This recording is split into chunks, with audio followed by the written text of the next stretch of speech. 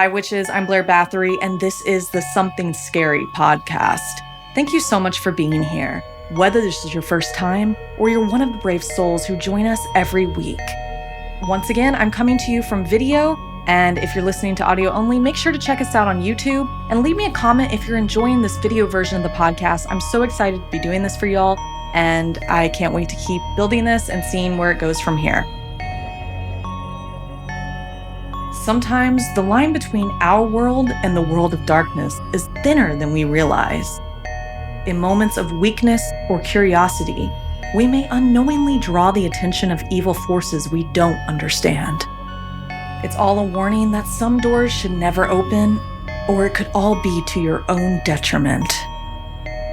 First, dreams that invite the devil, followed by embers of revenge. Finally, in our last story, the cost of freedom. So, wanna hear something scary?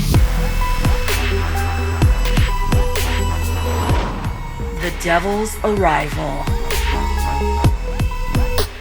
Sometimes the devil doesn't knock on your door, he slips into your dreams, like in this story inspired by Justine.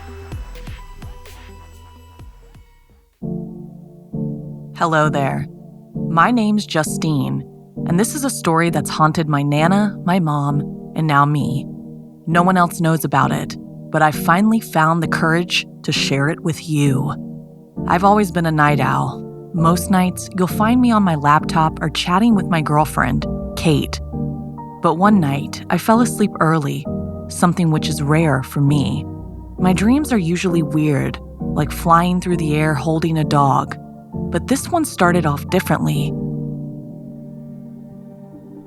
My family and I, along with Kate, were driving to some unknown place.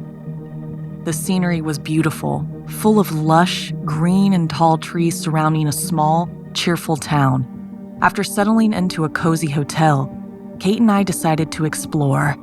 At some point, I turned around and I realized she wasn't with me anymore. I was alone on a street corner. I wandered into this abandoned building with dark black walls, a pale gray door, and bright windows lining the walls. As I moved toward a window to look outside, I felt someone behind me. I turned around and saw them, a man and a woman, both giving off the creepiest, most unsettling vibes. The woman was average height, dressed in a short black dress, her long black hair obscuring her face. The man wore a black suit towering over her. His face, I could see it, but it was like my brain refused to remember the details. I turned back to the window to call for help, but suddenly, I was outside again. The rest of the trip was a nightmare. Our car got hit. We got lost. My family fought over everything, and through it all, the man was there, getting closer to me each time. No matter where I went, I couldn't shake him. Then, after one particularly bad incident, I turned around, and there he was, right in front of me. The aura of evil surrounding him was suffocating. I couldn't breathe, couldn't move. That's when I woke up. Shaking, I grabbed my phone. It was 3:26 a.m. I set it down, brushed off the dream, and went back to sleep. But the nightmare didn't end. This time, I was back in my apartment. I was sitting on the couch watching TV when my mom called me from the kitchen. She asked me to grab something from her room. Her door is by the bathroom, so I said sure. But halfway there, I forgot what she wanted and went back to ask. She was gone. I didn't think much of it and went to my room instead. My brother Aiden was there. We sat on his bed talking about random stuff, like whether stuffed animals are necessary for society. Then I started feeling uneasy and moved to sit closer to him. That's when we came out from under my bed. The girl grabbed Aiden's leg, trying to drag him under with her. She had pale gray skin, her blood-red eyes wide and unblinking, and the blankest expression I'd ever seen. Aiden screamed, and I grabbed his wrist, holding on as hard as I could. Kicking at her, I managed to break her grip, and she retreated back under the bed. I told Aiden to stay put and ran to get my mom and stepdad. But then I woke up. I thought it was real this time. I heard my baby sister crying and got up to check on her, but something felt off. I turned to Aiden and asked, "Does Journey stay in Mom's room?" He nodded. Then the dog started growling at the door. I told Aiden to stay in bed, but I couldn't fall back asleep. That's when I saw it. A clawed hand reaching around the doorframe. The gray skin and black nails were unmistakable. It was him. He was here. My fear turned to anger, and I yelled, "Leave me alone! I'm done with your games!" And then I woke up for real. I checked the time again, 3:46 a.m. How could something that felt like days only take 20 minutes? The next morning I told my mom. She took me to my Nana's, and they told me everything. Every woman in my family had had dreams involving the devil. My family is deeply religious, and they believe he targets us because of our faith. Nana said my fighting back was a sign of my faith protecting me. Then Nana shared a horror I couldn't unsee. She rolled up her sleeve and showed me a scar on her upper arm. It was jagged, with faint claw-like marks. "This," she said, her voice trembling, "is from him." She explained that the devil tries to break into the real world through our dreams, and sometimes the boundary between the two becomes blurred. The scar was from the same clawed hand I had seen in my dream. If it was a dream, but I learned the horrible truth, it was more likely reality. "You're lucky you fought back," Nana said, placing a hand on mine. "If you'd let him into your room, things could have been much worse." It's been a year since that night. I haven't had a dream like it again, but I still feel like I'm never alone. Sometimes I catch myself looking over my shoulder, expecting to see him. My family says it's normal and that one day I might see him in broad daylight. I hope they're wrong. I can't help but wonder what would have happened if I had let him into my room that night. Would I still be here to tell you this story? Have you ever had a dream that felt too real to ignore? What would you do if you felt an evil presence watching you?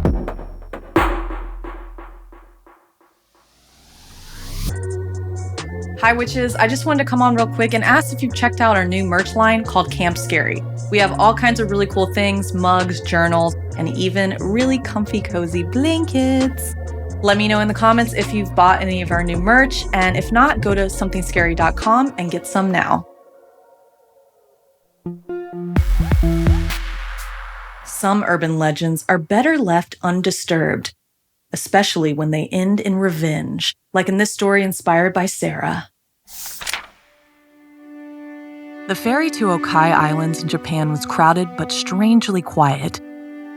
Avery adjusted her camera strap, watching the mist roll off the sea. As a travel vlogger, she had filmed in some remote locations, but something about the Okai Islands felt different. The locals' warnings about the Hinotama lingered in her mind. A fiery ghost? It sounded perfect for her next spooky video. When she docked, Avery rented a small cabin on a hill overlooking the town of Nishinashima. The locals were welcoming, but weary of her purpose. "You shouldn't stay out after dark," an elderly woman at the market warned. Her voice was low, her expression worried. "That's when the Hinotama appears. Its fire doesn't just burn fields, it consumes lives." Avery thanked her, brushing off the warning as superstition. She had heard similar tales on her travels, and they always made for great content. Yet as she walked back to her cabin, her steps slowed. The woman's words echoed in her mind, mixing unease with excitement. Her first night in the cabin was uneventful, save for the sound of distant waves crashing against the cliffs. She spent the next day exploring the island, capturing footage of its rugged beauty and interviewing locals about the legend. "There was a woman long ago," a fisherman told her, pausing as he repaired his net. "She was accused of stealing food during a famine. They burned her alive, right there in the fields. Her spirit became the Hinotama, a ball of fire that appears when people's hearts are full of anger or grief." Avery leaned in, intrigued. "And it sets fires as a revenge?" He nodded, saying sometimes it's just a warning, but if you don't respect it... He didn't finish the sentence, his lips pressing into a thin line. That evening, Avery reviewed the footage as the sun went down, as darkness stretched across the cabin and a chill crept in. She lit a few candles for ambiance and just a little bit of warmth. And then she noticed something odd. In the corner of her camera frame from earlier that day, a faint light hovered above a distant field. It was spherical, glowing faintly red. She rewound and played the clip again. The light didn't move like a reflection or lens flare. It almost seemed alive. Avery's curiosity overrode her unease. Ignoring the fisherman's warnings, she grabbed her gear and headed out. The air was colder than she expected, and the forested path to the field was unnervingly quiet. Even the crickets seemed to hold their breath. When she reached the edge of the field, she saw it, a small, glowing orb floating a few feet above the ground. Her heart raced as she raised her camera. "This is incredible," she whispered as she recorded the fiery apparition. The orb pulsed, its light growing brighter, almost as if it had heard her. Suddenly, the temperature around her spiked. Avery gasped, stepping back as the orb expanded into a blazing sphere. Flames erupted, licking at the dry grass and spreading faster than seemed natural. She stumbled, the heat searing her skin even from a distance. "Stop!" she shouted, though she wasn't sure who or what she was talking to. Her voice quivered with fear, her earlier excitement now replaced by raw terror.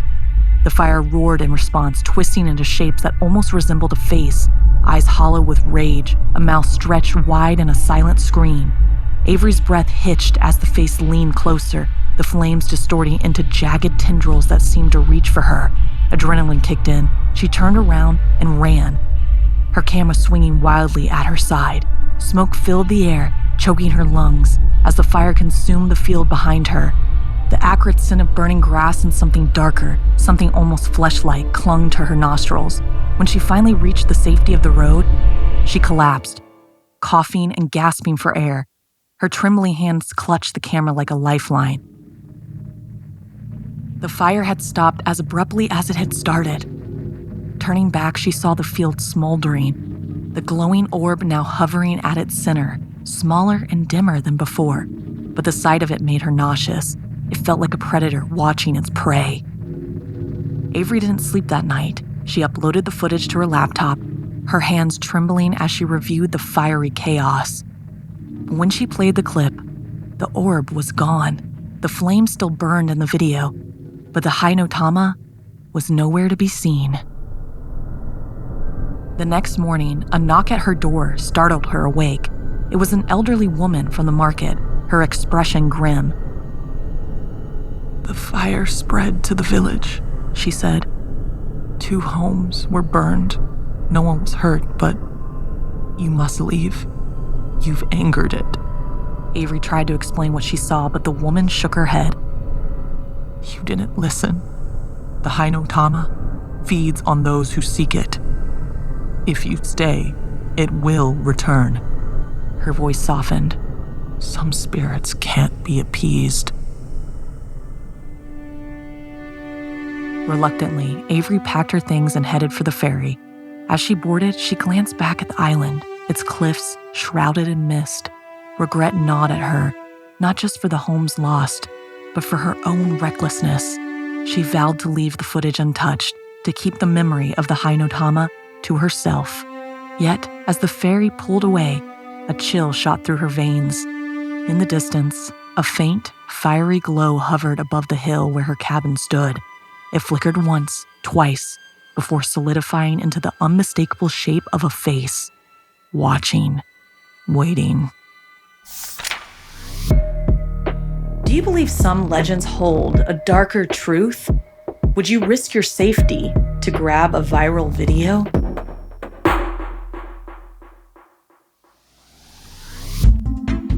Hi witches, I wanted to come on and remind you that we have a new Patreon tier where I'll be doing a live stream talking about horror movies every month. It's our monthly film club, and you can join me January 29th this month. I haven't announced the horror movie we're talking about yet, but I will soon. And if you want to do stuff with Stephanie and see other perks and events, please join patreon.com/somethingscary as a paid member to see all that stuff now.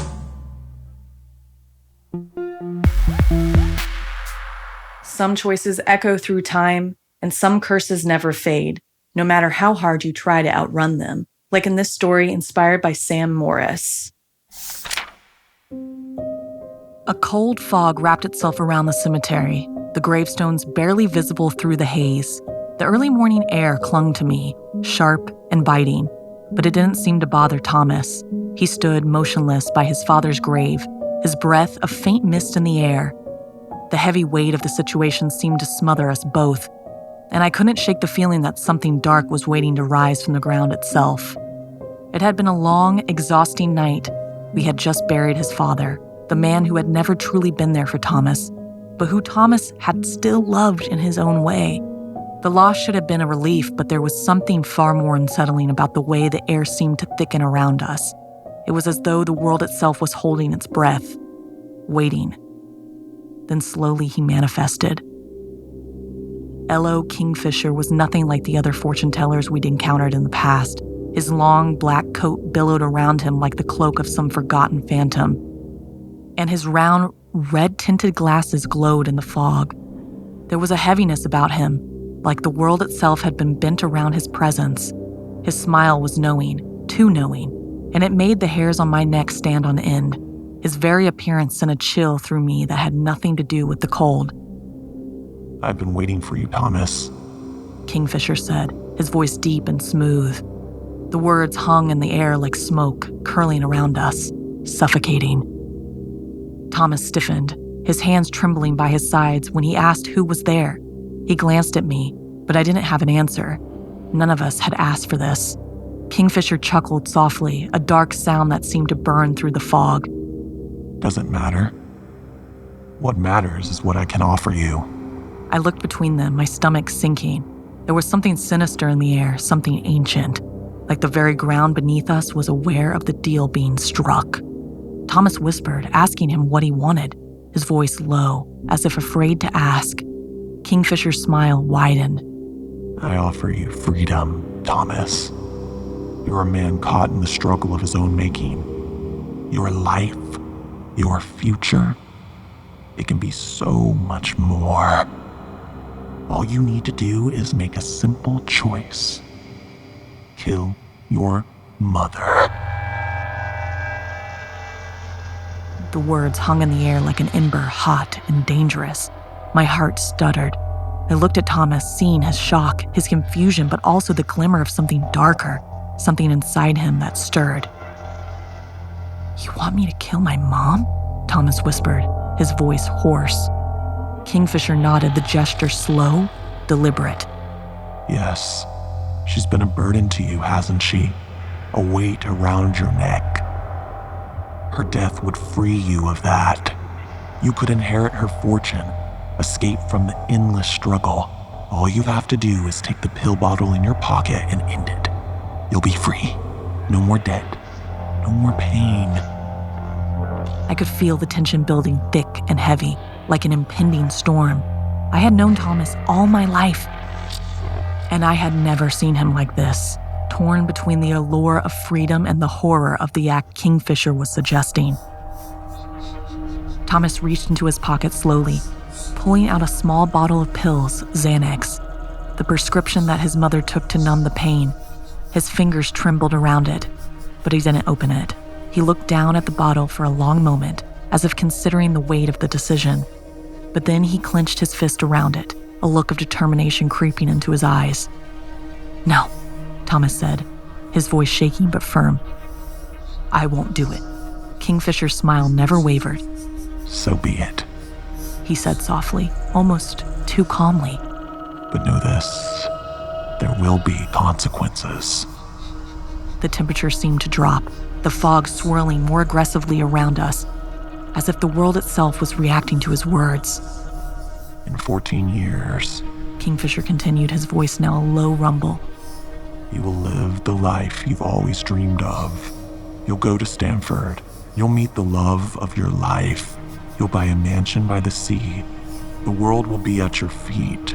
Everything you ever wanted, all yours.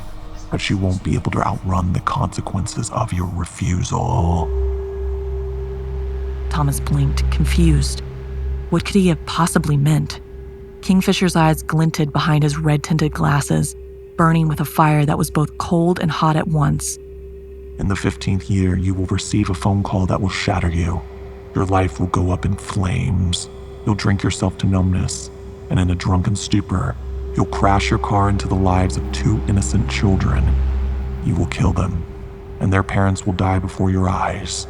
Their screams will echo in your ears, and you will live with their deaths for the rest of your life. You will burn for what you've done. The words pierced through the fog, each one a searing ember that lodged itself deep in my chest. I could see the horror on Thomas's face, the way his hands trembled as he gripped the pill bottle harder. He looked at the ground, his face pale. "What do you want from me?" Thomas asked, his voice barely above a whisper. "Why me?" Kingfisher's smile never faltered. I don't want anything. I'm just a messenger. The world works in strange ways, Thomas. Price for refusing is steep. You'll live with the consequences of your choice, no matter what you do. A fire seemed to burn behind Kingfisher's eyes, something ancient and powerful, a force that no one could outrun. His presence was suffocating, his influence like the weight of a curse. "No," Thomas said, his voice finally breaking through the fog. "I won't let you control me." Kingfisher's smile shifted, darkening. We'll see, Thomas. We'll see. With that, he turned and walked into the fog, his form swallowed by the mist. Air seemed to lighten, but the chill remained. I looked at Thomas, his face pale and his hand still gripping the pill bottle. He stared after Kingfisher for a long time, as if waiting for him to return. "I don't know if I made the right choice," Thomas said quietly, his voice filled with doubt. We stood there for a long while, the fog pressing in around us like a blanket of fire, hot and suffocating. Eventually, Thomas knelt by his father's grave, setting down the Siberian irises that he had brought with him. He whispered softly, "Rest easy, Pops." We walked back through the cemetery, the fog now parting like the curtains of a stage, revealing the church in the distance. As we approached, Thomas turned to me, his face filled with the weight of everything that had happened. But there was nothing we could do. The deal had been made, and the price would come in due time. And so, for the next 14 years, Thomas lived a life of success, happiness, and fortune. But as the 15th year approached, I couldn't shake the feeling that Kingfisher's curse would catch up with him. And when it did, it would consume everything in its path. Can a decision made in the moment change the rest of your life? Do you believe curses can be avoided, or are they inevitable?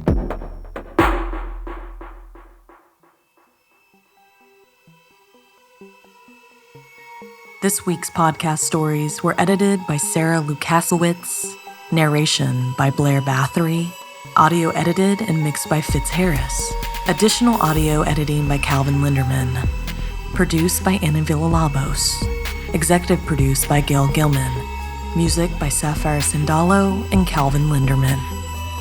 If you have a story you'd like to submit, send me an email at somethingscary@snarled.com. Don't forget to watch the video version of Something Scary over at youtube.com/snarled. And if you'd like to support the show and everything we do at Snarled, join our Patreon at patreon.com/snarled.